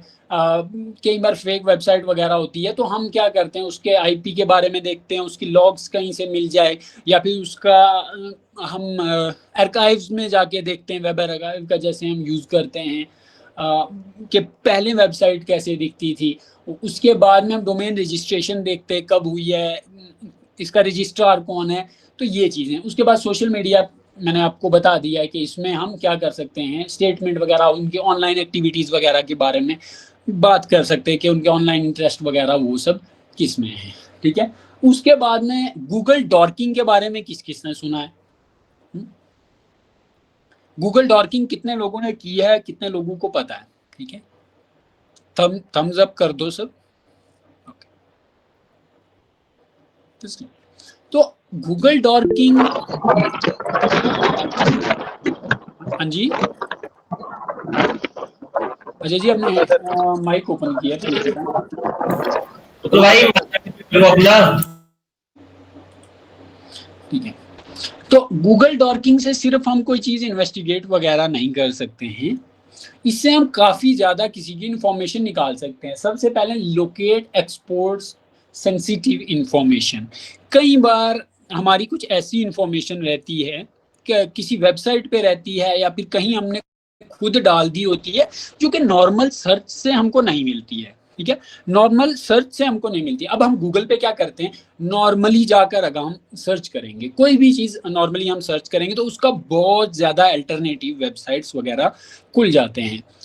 उसके बाद अगर हमें किसी स्पेसिफिक, मुझे किसी नाम को ही ढूंढना है तो हम गूगल पे मैं सिंपल किसी का नाम डाल दूंगा अतुल यादव करके, तो वहाँ पे हज़ारों नाम आ जाएंगे। किसी बिजनेसमैन का नाम आ जाएगा, किसी पॉलिटिशियन का आ जाएगा, किसी एक्सपर्ट का नाम आ जाएगा। लेकिन अगर मेरे पास एक स्पेसिफिक यूज़र नेम है, मैं गूगल को एक ऐसा, ऑपरेटर्स हम यूज़ करते हैं खासकर डॉर्किंग के अंदर, जो स्पेशल ऑपरेटर्स होते हैं, तो मैं पूरे गूगल को बोलूँगा कि तुझे सिर्फ यही नाम ढूंढना है। अगर ये अवेलेबल है तो मेरे सामने लेकर आ, अगर अवेलेबल नहीं है तो रिजल्ट कुछ भी मत दिखाना, मतलब फालतू की डिटेल नहीं दिखाना है। तो हम स्पेसिफिक जो चीज़ हमें चाहिए होती है हम वही कैसे सर्च कर सकते हैं। और उसके बाद वल्नरेबल टारगेट्स हम ढूंढ सकते हैं। कई बार हमें एक्सपोज एडमिन पैनल्स कई बार मिल जाते हैं। उसके बाद ऑनलाइन एक्टिविटीज़ हम गूगल डॉर्किंग से देख सकते हैं। इंस्टाग्राम की अगर हम खास कर बात करें तो गूगल डॉर्किंग बहुत ज़्यादा हेल्प हमारे इंस्टाग्राम इन्वेस्टिगेशन में भी करता है। कई बार हमें उसने कहाँ कहाँ पे कमेंट किया हुआ है। एक हम केस के बारे में अगर बात करें तो हमारे पास एक प्राइवेट अकाउंट था, तो उसमें बात करें कि हमारे पास और कुछ नहीं था, तो हमने गूगल डॉर्किंग जब की उस अकाउंट के बारे में, तो अब वो प्राइवेट अकाउंट था, हमारे पास कुछ भी इंफॉर्मेशन नहीं था। सो हमने क्या किया, उस पर जैसे ही गूगल डॉक किया, सो मैं यहाँ पे आपको थोड़ा मैं अभी आपको कुछ एग्जांपल भी दे दूंगा अगर गूगल डॉक करके। तो ये एक प्राइवेट प्रोफाइल था इंस्टाग्राम का, जिसका हमारे पास कुछ भी इंफॉर्मेशन वगैरह नहीं था, हमारे पास सिर्फ यूजर नेम था। तो हमने जब क्या किया, इंटरनेट पे उसका गूगल डॉक किया, ठीक है, गूगल डॉकिंग हमने क्या किया, साइट, ठीक है, इंस्टाग्राम का डाल के, जैसे अगर मैं डाल दूँ, वेट मैं आपको छोटा सा ना एग्जाम्पल भी दे देता हूँ, ठीक है।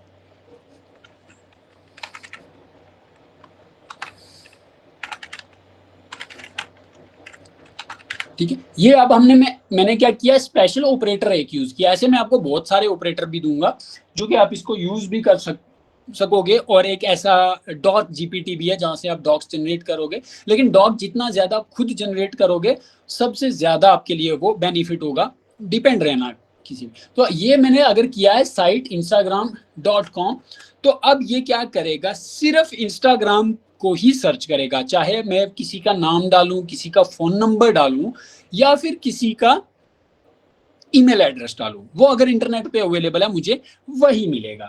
तो मैं अब करने वाला हूं यहाँ पे यूज इन टेक्स्ट, ठीक है। इन टेक्स्ट मतलब कि ये वाला टेक्स्ट मुझे चाहिए, ठीक है। अगर यहाँ पे हम इन टाइटल भी यूज कर सकते हैं। तो अगर हमें कुछ भी नहीं यूज करना है, डायरेक्ट इंस्टाग्राम पे कोई चीज सर्च करनी है, तो यहाँ पे मैं क्या कर देता हूँ, ये डबल कॉलन लगा देता हूँ, मैं अपना यूजर नेम यहाँ पे ऐड कर दूंगा, ठीक है। ये मेरा यूजर नेम है, मैंने इंस्टाग्राम पे इसको डाल दिया है, ठीक है। अब ये क्या करेगा, सिर्फ इंस्टाग्राम पे इसी यूजर नेम के रिलेटेड की इंफॉर्मेशन निकालेगा। मैं जैसे इंटर कर देता हूं, तो यहां पर अगर आप देखोगे तो कई पुरानी चीजें यहाँ पे हमें देखने को मिलेंगी, जो मैंने अभी रियल वाली प्रोफाइल से हटा दी होंगी। मैं यहाँ पे बताता हूँ, जो मेरी बायो हट गई होगी, तो कई बार ना हमारी कैशेस जो वेब पेजेस के होते हैं वो सेव रहते हैं। सो यहाँ पे देखो, अभी का जो मेरा बायो है कुछ ऐसा दिख रहा है, ठीक है। अभी का जो मेरा बायो है वो कुछ ऐसा दिख रहा है, लेकिन यहाँ पे अगर आप मेरे बायो देखोगे तो यहाँ पे कुछ अलग है, ठीक है। मैंने यहाँ पे कुछ लिखा हुआ है, ये देखो, ये मेरी पुरानी बायो है, ठीक है। यहाँ पे भी अगर आप देखोगे तो काफी ज्यादा चीजें मेरे को यहाँ पे मिलेंगी। अब देखो, ये मेरे को किसी ने यहाँ पे किया हुआ इंट्रोड्यूसिंग, मतलब किसी और इंस्टाग्राम पेज ने मुझे मेंशन किया हुआ है, इस स्पेसिफिक यूजर नेम को मेंशन किया हुआ है। तो मैं क्या करता हूँ, इसको जैसे ही पोस्ट को ओपन करता हूँ, तो ये देखिए, तो किसी और इंस्टाग्राम ने मुझे यहाँ पे मेंशन किया हुआ है, यहाँ पे देखिए। अब मुझे क्या, अगर मेरा अकाउंट प्राइवेट भी होता फिर भी मुझे ये वाला इंस्टाग्राम पोस्ट मिल जाता, ठीक है, ये वाला, ठीक है। अगर भले मैं प्राइवेट, उसका अकाउंट दूसरे बंदे का अगर पब्लिक रहता है, तो मुझे इसकी इंफॉर्मेशन मिल जाती। तो यहाँ पे मैं इस बंदे के साथ कांटेक्ट कर सकता था, यहाँ पे फिर मुझे कमेंट सेक्शन में से कुछ वैल्यूएबल चीजें मिल सकती थी। उसके बाद में अगर हम बात करें, और हमें यहाँ पे क्या चीजें मिली हैं, यहाँ पे देखिए, फोटो शेयर्ड बाय, यहाँ पे कुछ मिला है, यहाँ पे देखो। तो यहाँ पे कहीं भी, ये देखो, मैंने इसको शेयर किया है फोटो को, या समथिंग कुछ भी किया है, ठीक है। यहाँ पे मेरी कोई एक्टिविटी हुई है, तो यहाँ पर मुझे मिला है, ठीक है। ये मेरा ही ऑफिशियल ग्रुप है, सॉरी पेज है, तो इस पे मैंने कोई भी एक्टिविटी की हुई है, मतलब उन्होंने मेरे को क्या किया, मेरी एक प्रोफाइल से एक पेज पे भी ले गए वो मेरे को। उसके बाद में हम यहाँ पे बाकी चीजें भी अगर देखें, तो यहाँ पे मेरी पोस्ट वगैरह वो सारी चीजें आपको देखने को मिल जाएंगी। और मुझे किसी और ने भी अगर लिंक वगैरह या फिर मेंशन पोस्ट में मैंने कहीं कमेंट किए होंगे, उसका अलग अलग रहता है पूरा करके। तो हम वो भी जब करेंगे, वो आगे चल के हम बहुत डीप में जब ओसीड करेंगे, कोई केस स्टडी पकड़ेंगे, तो हम उस पर ज़्यादा अच्छे से वर्क करेंगे। यहाँ पे मैं अपनी प्रोफाइल पे ही कितना आपको करवाऊँगा। तो यहाँ पे अगर मैंने कहीं कमेंट किया हुआ, ये देखो वहाँ पे भी आ गया है। और उसके बाद क्या, डॉर्किंग से प्राइवेट अकाउंट के बारे में जानकारी, देखो डॉर्किंग से प्राइवेट अकाउंट के बारे में जानकारी मिल सकती है। कैसी वाली जानकारी, जो कि पब्लिकली अवेलेबल होगी, पब्लिकली अवेलेबल ही इंफॉर्मेशन मिलेगी। अगर मेरे पास कोई भी अगर प्राइवेट अकाउंट अभी नहीं है, तो हम आगे चल के बात करेंगे। अगर मेरा ये एज्यूम, ये मेरा प्राइवेट अकाउंट है, तो मैं सिर्फ इसी की इंफॉर्मेशन नहीं देख सकता हूँ, मतलब मैं इसकी पोस्ट नहीं देख सकता हूँ, इसके कमेंट नहीं देख सकता हूँ। लेकिन अगर जो इसके साथ कोलैब है, उसकी प्राइवेट प्रोफाइल नहीं है, मैं वो देख सकता हूँ। अगर इसने किसी की पोस्ट पे कमेंट किया है, ठीक है, तो इसको किसी ने मेंशन किया है, उनकी अगर वो प्रोफाइल्स प्राइवेट नहीं है तो मैं उन तक पहुंच सकता हूँ, ठीक है, मैं उनकी कमेंट सेक्शन में पहुंच सकता हूँ। सो मैं आपको एक केस स्टडी बता रहा था, जैसे ही एक प्राइवेट प्रोफाइल थी ऐसे ही, तो हमने क्या किया, उस पर डॉर्किंग की। तो डॉर्किंग के बाद में हम एक ऐसी इंस्टाग्राम पे की पोस्ट पे पहुंचे जो कि कार वॉशिंग की थी। तो कार वॉशिंग की पोस्ट पे हम पहुंचे तो उन्होंने क्या किया हुआ था, वो वगैरह गाड़ी धोते वगैरह पूरी डिटेल डाली हुई थी। तो मैं कैप्शन में उन्होंने मेंशन किया था उस बंदे का नाम, कि वो उसकी गाड़ी थी, कि इनकी गाड़ी को हमने ऐसे अच्छे से धोया वगैरह, मतलब वो गाड़ी की जो भी सर्विस उन्होंने किया, मॉडिफिकेशन वगैरह किया। और उस बंदे ने वहां पे कमेंट भी किया हुआ था जेन्युइन सर्विस वगैरह वगैरह ऑल थिंग्स जो भी की हुई थी। और वहां पे गाड़ी का नंबर विजिबल था। तो जब हमने गाड़ी के बारे में पता किया, गाड़ी के ऑनर के बारे में पता लगा, तो हमने कंफर्म किया कि जो बंदा, जो यूजर नेम है उसी नाम से अकाउंट का गाड़ी का जो ऑनर है वो भी नाम है। हमने गाड़ी के ऑनर से क्या किया, जो हमें डिटेल्स मिली, गाड़ी के ऑनर का फ़ोन नंबर पता किया। ये कुछ टूल्स हैं जो कि पुलिस को मैं आगे ऐसे सबको सभी करवा दूंगा। ./ कोई भी प्रोफाइल देख सकते हैं अगर उसका पब्लिकली अवेलेबल डेटा है, अगर वो पब्लिकली अवेलेबल कहीं भी उसने कमेंट किया है, कहीं भी उसने कुछ भी किया है अपनी प्रोफाइल से छोड़ के किसी और की पोस्ट पे, अगर यहाँ पे क्या करते हैं, अतुल जी ने अपनी प्रोफाइल को प्राइवेट किया या अमित जी ने किया है अपनी प्रोफाइल को प्राइवेट किया और मेरी पोस्ट पे आके कमेंट किया, क्या बात है मोहसिन भाई, ठीक है। इसका मतलब क्या हुआ कि मेरे को अमित भाई जानते हैं, तो जैसे ही मैं अमित भाई की प्रोफाइल पे डॉर्किंग करूंगा मुझे ये पता चलेगा कि इनकी प्रोफाइल तो प्राइवेट है, तो लेकिन इन्होंने मेरे पे कमेंट किया है, तो इससे क्या मिलेगा, हमें एक कनेक्शन मिल गया है। तो अब वो बंदा जो अमित भाई पे डॉर्किंग कर रहा होगा वो डायरेक्टली मेरे पास आ जाएगा, ठीक है, कि आप अमित भाई को जानते हो, मैंने बोलूंगा हाँ भाई जानता हूँ, ये पुलिस वाले ऐसा करके हैं, या कोई भी मेरे को बारे में पता होगा। तो ऐसे हम इंफॉर्मेशन निकाल सकते हैं किसी के बारे में। तो बस ये वाली चीजें, डॉर्किंग ये सिर्फ इतनी नहीं है, डॉर्किंग बहुत सारी डीप जाती है। डॉर्किंग से हम कई बार एडमिन पैनल्स निकाल सकते हैं, डॉर्किंग से हम डॉक्यूमेंट्स निकाल सकते हैं, बहुत ज्यादा चीजें निकाल सकते हैं। तो यहाँ पे फिलहाल डॉर्किंग का कॉन्सेप्ट आपको क्लियर हो गया होगा। ये छोटा सा मैंने अभी आपको बताया, लेकिन डॉर्किंग इतनी छोटी है नहीं जितने मैंने आपको बताई है। सो नेक्स्ट हम जो उस सेशन का था उसमें हम सॉक पपेट के बारे में पता करने वाले थे।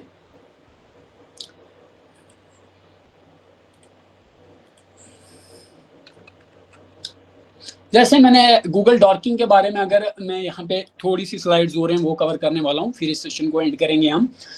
गूगल डॉर्किंग के बारे में अगर हम पता करें तो सबसे पहले यहाँ पे मैंने एक एग्जांपल दी है, ठीक है, एडवांस सर्च एनालिसिस, कोई भी हिडन इंफॉर्मेशन निकल जाएगी, ठीक है।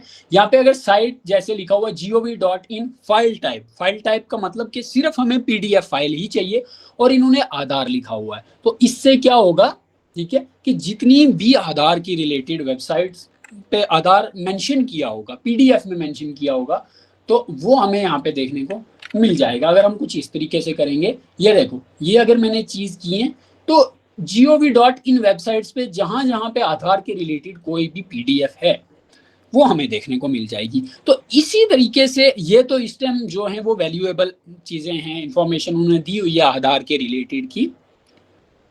लेकिन अगर हम बात करें तो कई बार कुछ ऐसी PDF होती हैं जो वो पब्लिक को नहीं दिखाना चाहते हैं। कई बार ऐसी जो PDF में भी उसमें सेंसिटिव इंफॉर्मेशन हो सकती है तो वो नहीं दिखाना चाहते। तो जैसे ये देखो, कुछ इन्फॉर्मेशन हैं, कुछ PDFs हैं जो कि हमें GOV की वेबसाइट्स पे मिल रही हैं।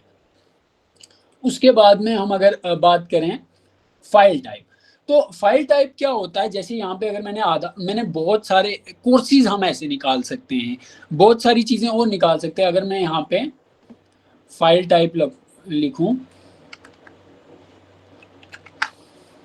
PDF, ठीक है, और मुझे एक क्या चाहिए, PDF फाइल चाहिए, ठीक है, जिसमें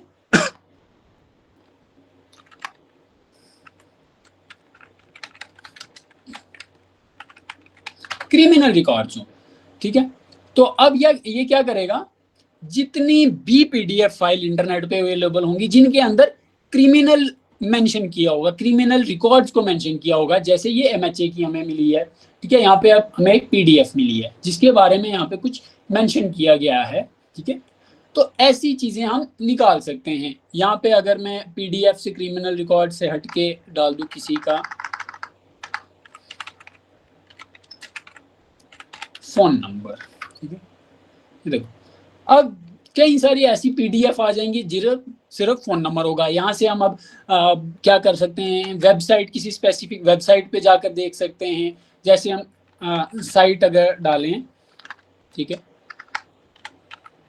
gov.in, अब हमें क्या मिलेगा, सिर्फ gov.in वेबसाइट पे ही फोन नंबर्स के रिलेटेड जितनी भी पीडीएफ्स होंगी वो हमें यहाँ पे देखने को मिलेगी। ये देखो, ऑफिस ऑफ द प्रिंसिपल मुझे कोई मिला है और यहाँ पे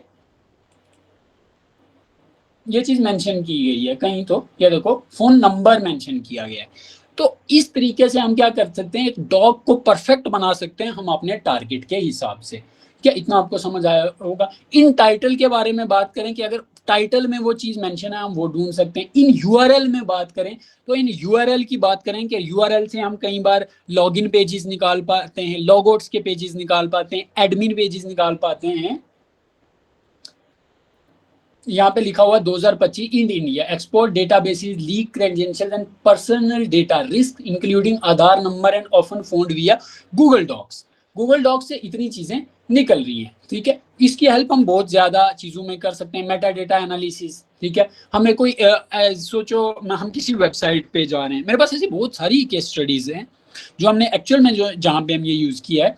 तो वेबसाइट पे जब हम क्या करते हैं, कोई इमेज अपलोड करते हैं किसी की, ठीक है, जैसे अगर मैंने एक नई वेबसाइट बनाई है, मैं उस पर इमेज अपलोड करता हूँ, तो वहां पे एक ऑप्शन होता है कि डायरेक्ट फोल्डर अपलोड करो या फिर हमें जिप फाइल अपलोड करके उसको एक्सट्रैक्ट करते हैं। तो उस वेबसाइट के अंदर जो इमेजेस होती हैं, कई बार अगर कोई वो बड़ी वेबसाइट है काफ़ी हाई लेवल की, प्रोफेशनल, जैसे गूगल, माइक्रोसॉफ्ट ऐसी देखोगे, तो इनमें ये वल्नरेबिलिटी में काउंट किया जाता है और आपको पैसे भी मिलते हैं। मेटा डेटा एनालिसिस के बारे में बात करते हैं तो वहाँ पे क्या रहता है, आपका एग्जिफ डेटा जो रहता है, इमेज एक्सचेंजेबल फाइल फॉर्मेट, वो रहता है। तो वो वाला जब आपको मिल जाता है, उससे हमें ये पता चल जाता है ये इमेज कहाँ पर ली गई है, क्योंकि जब हम सी पैनल जब हम वेबसाइट्स बनाते हैं, वहाँ पे जब हम फाइल्स को अपलोड करते हैं वो जिप फाइल में करते हैं। और जब जो अगर हम पीसी पे जो हमने फोटो ली होगी, जो लैपटॉप पे अगर हमने रखी होगी फोटो या मोबाइल में ली होगी, वो अगर हम अपलोड वहाँ पे करेंगे उसका मेटा डेटा रिमूव नहीं होगा। तो कई बार ऐसी वेबसाइट्स जो होती हैं वहाँ पे हमें जो फाइल्स मिलती हैं, जो फोटोज मिलती हैं, उनमें मेटा डेटा रहता है, तो हम वहाँ से मेटा डेटा निकाल सकते हैं। उन सोशल मीडिया इंटेलिजेंस के बारे में मैंने आपको बता दिया है कि हम कैसे कर सकते हैं, क्या क्या डिटेल निकाल सकते हैं, जैसे मैं अभी बात कर रहा था ओसिन से। उसके बाद अगर वे बैक मशीन की बात की जाए तो वे बैक मशीन में रहता है कि वेबसाइट्स पहले कैसे दिखती थी, पुरानी वेबसाइट्स कैसे दिखती थी। तो इसका एग्जाम्पल मैं अगर आपको दूंगा, ये लंबा चले जाएगा। उसके बाद शोडाउन या नेटवर्किंग साइड पे चला जाएगा, इसको फिलहाल हम साइड रख देंगे, ठीक है। तो यहाँ पे लीगली अगर हम तरीके से देखें तो पब्लिक इंफॉर्मेशन को ऐसे गैदर करना लीगली अगर आपको मिलती है, किसी का आप हैक करके नहीं निकाल रहे हो, उसको आप लीगली देख पा रहे हो, वो कोई क्राइम में नहीं आता, क्योंकि वो ऑलरेडी पब्लिकली इंफॉर्मेशन आती है। जैसे news, blogs, government portals, company feeling and record, या फिर ओपन सोशल मीडिया प्रोफाइल्स, कोई भी ऐसी चीज़ जहाँ पे आप कुछ एक्सप्लॉइट नहीं कर रहे हो, जहाँ पे आप कहीं पासवर्ड डाल के एक्सेस नहीं कर रहे हो, वो आपको सिंपली मिल रहा है बिना किसी। इतने लेट भी ज्वाइन हो रहे हैं, कैसे समझ आएगी आप लोगों को, ठीक है। तो ऐसी जो चीज़ें होते हैं वो ओसिंट में लीगल होती हैं, जहाँ पे हम कोई चीज़ एक्सप्लॉइट बिल्कुल भी नहीं करते। उसके बाद अगर ओसिंट में आती है, हम क्या करें, गूगल डॉकिंग से या फिर वैसी चीज़ करके कोई एडमिन पैनल निकालें, फिर उस एडमिन पैनल को हम ब्रूट फोर्स करें, ठीक है, या फिर किसी ऑथेंटिकेशन को बाईपास करें, किसी एडमिन पैनल को बाईपास करें, या फिर exploit docs to steal personal data, ठीक है। तो स्पेशली हम क्या करें, डॉक्स को एक्सप्लॉइट ऐसे करें कि किसी बंदे की पर्सनल इंफॉर्मेशन निकालें और उसको मिसयूज करें। ठीक है। तो यहाँ पे नीचे फिर बताया गया है कि वो आईटी एक्ट के अंदर आता है, आप कुछ भी ऐसा करते हो, ठीक है। तो यहाँ पे हमने ओसेंट के अगर समरी के बारे में बात करें, इंटेलिजेंस फ्रॉम ओपन सोर्सेज, ठीक है, कलेक्ट करो डेटा, उसको एनालाइज करो। उसके बाद गूगल डॉकिंग के बारे में यूज करना है, क्या ये इसी के अंदर आता है, गूगल डॉकिंग के बारे में यूज करें। और उसके बाद हिडन इंफॉर्मेशन डिस्कवरी, इसमें हमें जो हिडन डेटा, जैसे मैंने बता दिया, social media intelligence, archives, Meta data analysis, ठीक है। अब 2025 में क्या ट्रेंड्स हैं, बहुत सारे जो डेटा लीक्स हैं, आधार यूपीआई एक्सपोजर्स हैं, सिम फ्रॉड ट्रेसेस है, क्रिप्टो ट्रांजैक्शन फुटप्रिंट्स। तो ऐसे हम क्या कर सकते हैं, ओसेंट से हम पता कर सकते हैं कि ये ऐसी एक्टिविटीज कहाँ पर हो रही हैं। Use for security and investigation purpose, ये हमेशा हम सिक्योरिटी या फिर इन्वेस्टिगेशन पर्पस के लिए ही यूज करें। अगर हम इसको एक्सप्लॉइट करेंगे तो इलीगल एक्टिविटी करेंगे, ऑफ कोर्स फंसना ही है फिर। तो डॉक्सिंग, ठीक है, डॉक्सिंग क्या जाता है, ये थोड़ा एडवांस वर्जन चला जाता है जिसमें कि एक्सप्लॉइट भी किया जाता है। तो इसी का एडवांस वर्जन है। जैसे अगर हमने डॉर्किंग से कोई चीज़ निकाल, इसमें हमें स्क्रैपिंग की जाती है, ठीक है। किसी वेबसाइट पे हमने गए, उस पर कोई ऐसी डिटेल, किसी स्पेशल यूजर्स की डिटेल या कुछ भी, वहां से हम क्या करें, एक एक करके उसको स्क्रैप करें, ठीक है। एक एक करके वो डिटेल वहां से हम स्क्रैप कर रहे हैं, चाहे वो फोन नंबर्स हैं, एनीथिंग, कोई भी, ठीक है।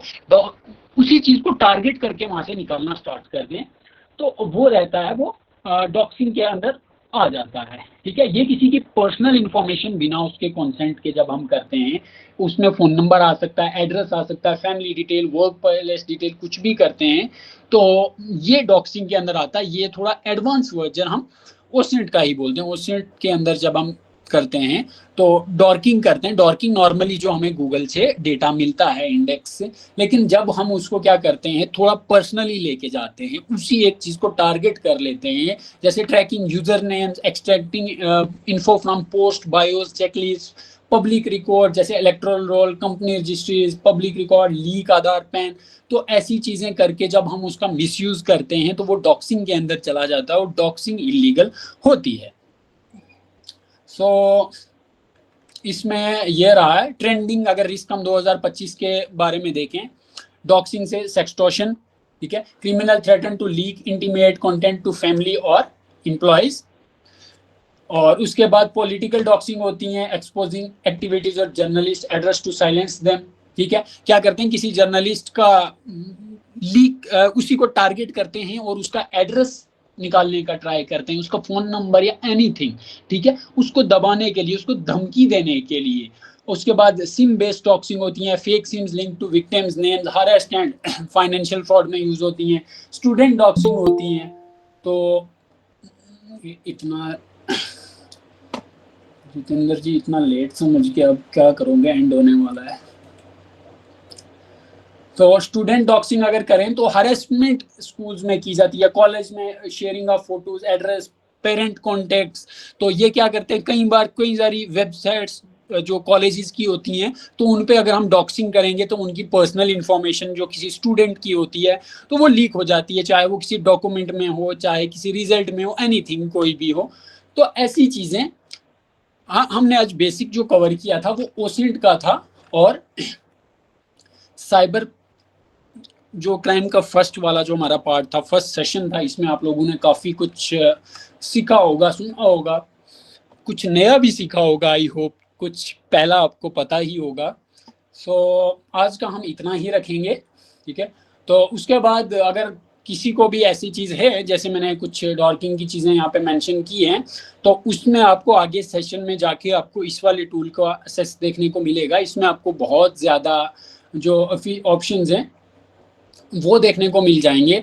ये सिर्फ लॉ इन्फोर्समेंट के लिए है, पुलिस के लिए, पुलिस इसका यूज़ कर सकती है। काफ़ी पुलिस इसको यूज़ कर रही है, नॉर्थ साइड की पुलिस, J&K की अगर देखेंगे तो बाकी पुलिस इसको काफ़ी ज़्यादा यूज़ कर रही हैं। इसमें यहाँ पे हम बहुत ज़्यादा टाइप का सर्च कर सकते हैं, व्हीकल, मोबाइल, UPI, डॉक्यूमेंट, चालान, ईमेल, मास सर्च। और ये 60 से 70% आपके केसेस को सॉल्व करने में सर लिंक के दे दो URL। इसका आपको डायरेक्ट ऐसे लॉगिन करके एसएस नहीं मिलना पड़ेगा, ये आपको स्पेशली पुलिस के लिए ही एसएस रहेगा। मैं आपको लिंक भी बता दूंगा कैसे है। तो उसके बाद यहाँ पे ये चीज़ों की इन्फॉर्मेशन तो आपको यहाँ पर देखने को मिल जाएगी। आगे चल के मैं आपको बता दूंगा इसको यूज़ कैसे करना है, इसका यूज़ करके आप केसेस को कैसे सॉल्व कर सकते हो और कैसे कैसे केसेस क्रैक भी किए गए हैं। यहाँ पे एक रिक्वेस्ट इंफॉर्मेशन का है, ठीक है। यहाँ पे अगर आप देखोगे तो यहाँ पे आप टेलीग्राम आईडी जो आपके पास होती है, यहाँ पे आप रिक्वेस्ट कर सकते हो। सिर्फ 20 क्रेडिट्स इसमें आपके कटेंगे। तो आप टेलीग्राम आईडी से अगर उसका फ़ोन नंबर अवेलेबल हुआ, तो जैसे अगर टेलीग्राम को हम नोटिस वगैरह भेजेंगे वो नहीं मिलता है, लेकिन कई लीक्स में, कई डॉर्किंग के थ्रू यहाँ पे क्या किया जाता है, अगर वो नंबर अवेलेबल होता है तो आपको रिस्पॉन्स यहाँ पे कर दिया जाएगा। आपको यहाँ पे बस वो नंबर डालना है कि आपको सर्च क्या करना है, यूजर नेम वगैरह, व्हीकल से किसी का ओनर का नंबर निकालना है, वो चीज़ मिल जाएगी आपको। यहाँ पे डोमेन सेफ्टी चेकर के बारे में की जाती है कि ये क्लोन डोमेन है या फेक नहीं है। तो अगर हम देखें, पहले तो जो फ्रॉड्स होते थे, जैसे यहाँ पे देखो कि ये डोमेन है जो पूरा का पूरा सेफ है। तो यहाँ पे अगर मैं इसको देखो, पहले जो फ्रॉड्स होते थे वो ये देखो, अमेजोन को AMAZ0N कर देते थे, ठीक है। तो अब जो स्कैमर्स क्या कर रहे हैं, कुछ स्पेशल कैरेक्टर्स का यूज करके, अब बहुत सारे जो होस्टिंग प्रोवाइडर्स हैं वो इस चीज़ को नहीं देते हैं, इसको एक्सप्लॉइट बहुत ज़्यादा लोग करते थे।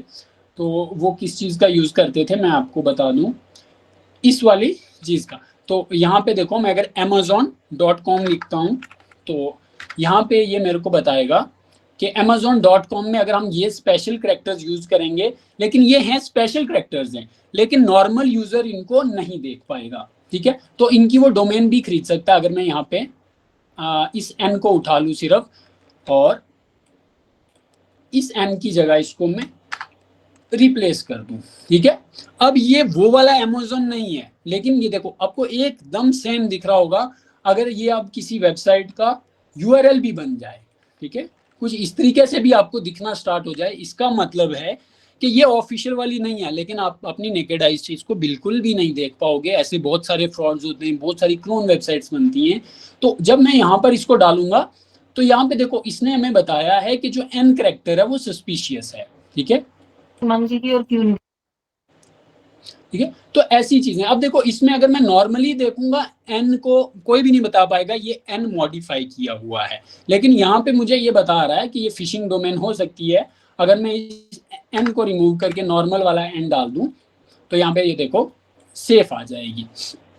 और इसमें आपको अगर जब हम क्या करते हैं, सॉक पपेट बनाते तो हमें वर्चुअल नंबर की काफ़ी ज़्यादा ज़रूरत पड़ती है, बहुत सारे पुलिस ऑफिसर्स यूज़ भी करते हैं।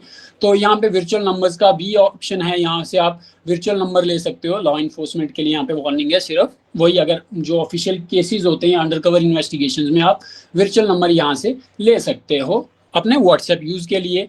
उसके बाद यहाँ पे मैनेज केसेस हैं, जैसे मैंने आपको बताया था ओसेंट में आप कैसे अच्छे से कोई केस बना सकते हो या फिर उसको ऑर्गेनाइज करके ताकि किसी को आप परफॉर्म करने लायक वो बन जाए।